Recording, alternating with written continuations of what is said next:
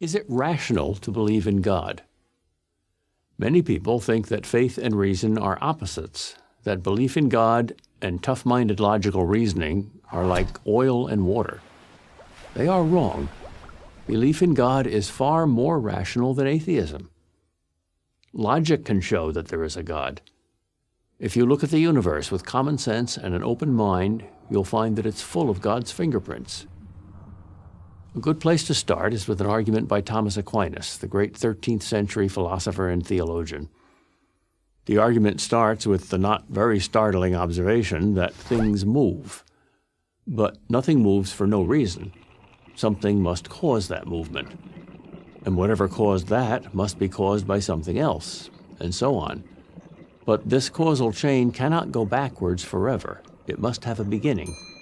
There must be an unmoved mover to begin all the motion in the universe, a first domino to start the whole chain moving, since mere matter never moves itself.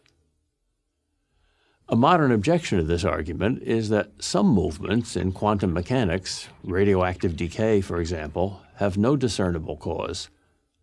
But hang on a second. Just because scientists don't see a cause doesn't mean there isn't one. It just means science hasn't found it yet. Maybe someday they will. But then there will have to be a new cause to explain that one, and so on and so on.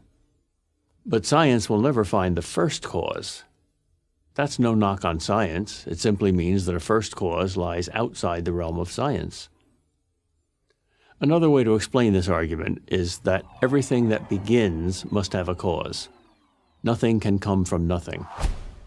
So if there's no first cause, there can't be second causes, or anything at all. In other words, if there's no creator, there can't be a universe. But what if the universe were infinitely old, you might ask? Well, all scientists today agree that the universe is not infinitely old, that it had a beginning in the Big Bang. If the universe had a beginning, then it didn't have to exist. And things which don't have to exist must have a cause. There's confirmation of this argument from Big Bang cosmology. We now know that all matter, that is, the whole universe, came into existence some 13.7 billion years ago, and it's been expanding and cooling ever since.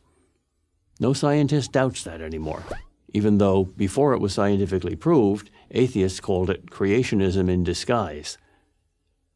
Now, add to this premise a very logical second premise, the principle of causality, that nothing begins without an adequate cause. And you get the conclusion that since there was a Big Bang, there must be a Big Banger. But is this Big Banger God? Why couldn't it be just another universe?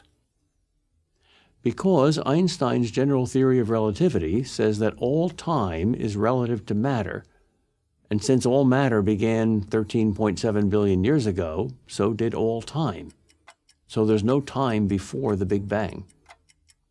And even if there is time before the Big Bang, even if there is a multiverse, that is, many universes with many Big Bangs, as string theory says is mathematically possible, that too must have a beginning. An absolute beginning is what most people mean by God. Yet some atheists find the existence of an infinite number of other universes more rational than the existence of a creator. Never mind that there is no empirical evidence at all that any of these unknown universes exists, let alone 1,000 or a gazillion. The conclusion that God exists doesn't require faith. Atheism requires faith. It takes faith to believe in everything coming from nothing. It takes only reason to believe in everything coming from God. I'm Peter Kraft, professor of philosophy at Boston College for Prager University. Join Prager University, subscribe to our YouTube channel, and sign up for free at prageru.com.